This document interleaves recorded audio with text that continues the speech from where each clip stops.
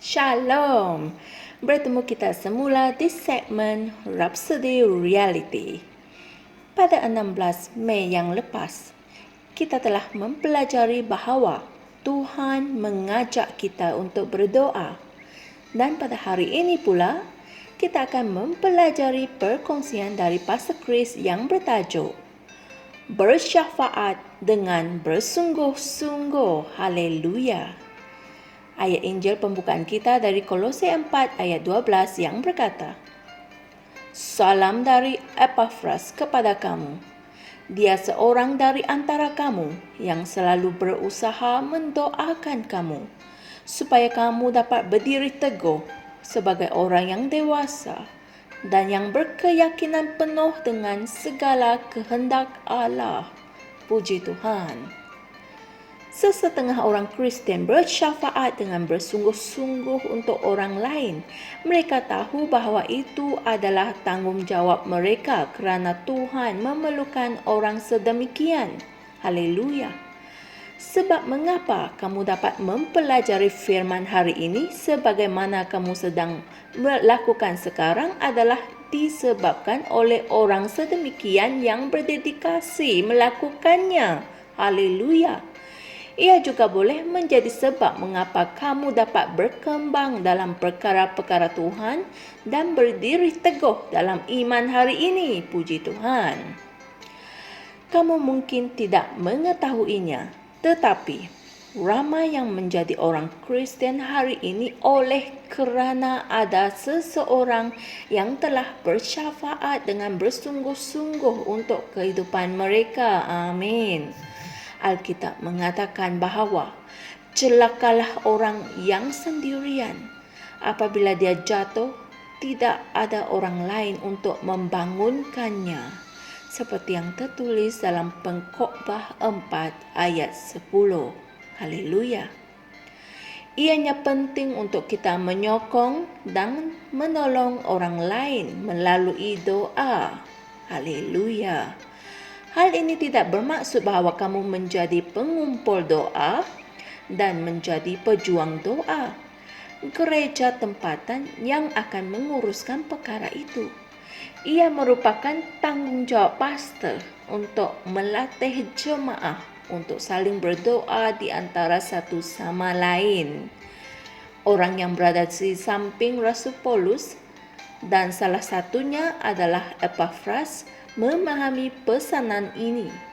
Seperti yang telah dibaca dalam ayat Injil tema kami, Epaphras bersyafaat untuk gereja, untuk para umat Tuhan di Kolose menjadi matang. Haleluya. Hal ini sungguh menginspirasikan. Puji Tuhan.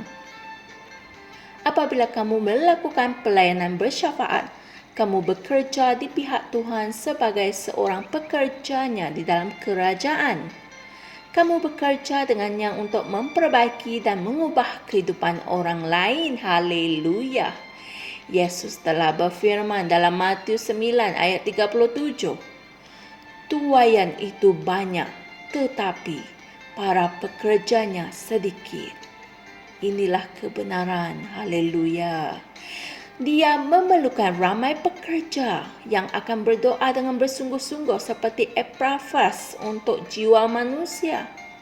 Jadilah seorang lelaki atau wanita yang dia boleh harapkan untuk mendoakan orang ramai datang kepada Kristus, untuk mendoakan orang Kristian yang belum matang dalam hal-hal Tuhan, dan juga untuk mendoakan para pelayan Injil memenuhi panggilan dan takdir mereka dalam Injil. Haleluya. Saudara-saudari sekalian, mari kita sama-sama berdoa. Ya Bapa, rahmat-Mu yang membawa keselamatan telah tersedia ada untuk semua orang. Oleh itu, aku berdoa untuk orang yang berdosa di seluruh dunia, agar hati mereka terbuka untuk menerima Injil. Aku menghancurkan kuasa syaitan yang mengawal minda orang supaya cahaya Injil Kristus yang mulia itu akan menerangi mereka bagi keselamatan.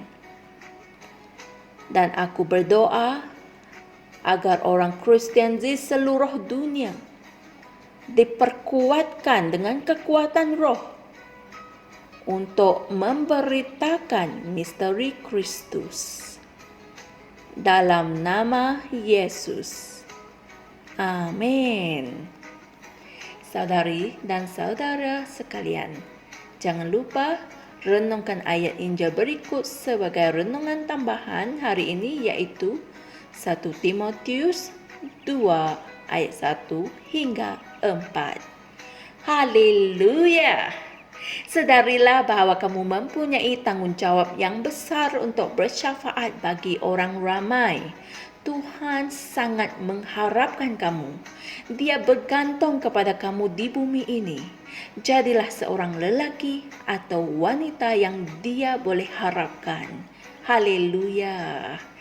Jumpa lagi esok dan Tuhan berkati. Shalom. Kami percaya saudara-saudari semua telah diberkati dengan perkongsian firman dari Rhapsody Reality. Bagi sesiapa yang ingin menjadikan Yesus Kristus sebagai Tuhan dalam kehidupanmu, kamu boleh mengucapkan doa ini bersama dengan saya. Ya Tuhan Allah, aku mempercayai Yesus Kristus, Anak Allah yang hidup dengan sepenuh hatiku. Aku percaya Dia telah mati untukku dan Allah telah membangkitkan Dia dari kematian. Aku percaya Dia hidup hari ini.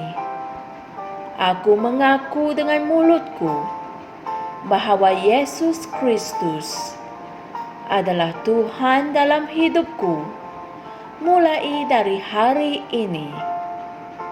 Melalui Dia dan di dalam nama-Nya, aku mempunyai kehidupan yang kekal. Aku telah dilahirkan semula. Terima kasih Allah kerana menyelamatkan jiwaku. Aku sekarang adalah anak Allah. Haleluya. Tahniah. Sekarang kamu telah menjadi anak Allah. Untuk apa-apa sebarang pertanyaan atau untuk mendapatkan lebih banyak maklumat mengenai bagaimana untuk bertumbuh sebagai seorang Kristian, anda semua boleh hantar mesej di akaun Facebook kami atau email kami di tni.msia@gmail.com. Sekali lagi, tni.msia@gmail.com. Tuhan berkati Anda semua.